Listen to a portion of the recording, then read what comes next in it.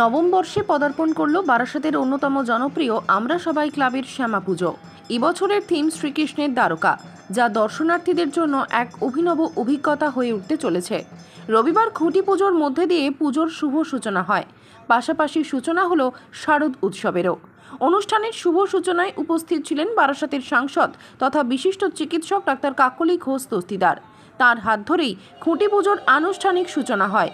উপস্থিত ছিলেন বারাসাতের বিধায়ক চিরঞ্জিত চক্রবর্তী, বারাসাত পুরসভার পুরপ্রধান অশ্বনী মুখার্জি, বারাসাত শহর তৃণমূল কংগ্রেসের সভাপতি ও ক্লাবের সম্পাদক অরুণ ভৌমিক, ক্লাবের অন্যতম মুখ্য সদস্য নন্দিতা ভৌমিক সহ বহু বিশিষ্টজন। এদিন ডাক্তার কাকলি ঘোষ দস্তিদার জানান, আমার হাত ধরে এই পুজোটাই শুরু হয়েছে 7 বছর আগে, 9 বছর আগে। সুতরাং আমি শারদ উৎসবে, এটা শুধু দীপাবলি নয়, শারদ উৎসবের সূচনা হলো।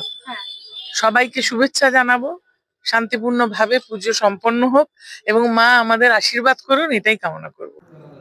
অন্যদিকে এই ক্লাবের সম্পাদক অরুণ ভৌমিক এদিন জানান, এবার অ্যাকচুয়ালি পুজোটা একটু আগেই, যার জন্য প্রত্যেক বছর আগস্ট মাসে খুঁটি পুজো হলেও এবার জুলাই মাসেই খুঁটি পুজো হয়ে যাচ্ছে। আমরা কেননা দুর্গাপুজো যেহেতু আগে, কালী পুজোটা এগিয়ে এসছে, আর যে ভার্স্ট এরিয়া নিয়ে এই শ্রীকৃষ্ণের দ্বারকার সাম্রাজ্য আমরা তৈরি করতে চলেছি, এটার জন্য সময়ও দরকার। তাই আর দেরি না করে আমরা প্যান্ডেল আজকে আমরা শুরু করে দিচ্ছি। অ্যাকচুয়ালি আমাদের এখানে এই পুজোর সাথে আগে অভয় পারিয়া এবং অনিমেষ দুজনেই যুক্ত থাকতেন। দুঃখের বিষয়, গত বছরই উনি পুজোর মধ্যে উপস্থিত থাকতে পারেনি, মানে অসুস্থ হয়ে পড়েন এবং পরবর্তীকালে কিন্তু তিনি মারা যান। এবং এখনো কিন্তু এই মুহূর্তে আমার পাশেই বসে আছে অনিমেষ আমার সাথে আছে। মূলত অনিমেষ এবং আমি মিলেই কিন্তু এই মণ্ডপটার ড্রয়িং বা যে কাজ করার সেটা আমরা করব। পাশাপাশি আমাদের প্যান্ডেলের অনিমেষ দত্ত, উনিও অনিমেষ, উনি নৈহাটিতে থাকেন। উনিও আমাদের এর আগে 4 ধাম করেছেন, গোল্ডেন টেম্পল করেছেন, কোটিলিঙ্গের সোয়ারা করেছেন। তাই আমরা প্রত্যেকে এখানে আছি, এই বিরাট যজ্ঞ আমরা সবাই মিলেই সামলাবো। এবং চমক বলতে দেখুন, আমরা তো হিন্দু, আমরা সবসময় পুজো যেটা করি, পুজোটাই হিন্দুদের, কালী পুজো, দুর্গা পুজো সবটাই।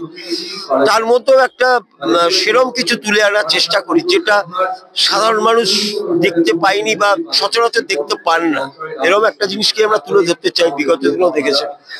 তাই শ্রীকৃষ্ণের দ্বারকা, যেটা সমুদ্র পাড়ে অবস্থিত এবং আজকের দিনে দাঁড়িয়ে কিন্তু সেটা বিলীন, অর্থাৎ সমুদ্র গর্ভে তলিয়ে গেছে, কিন্তু এটা সম্ভব না।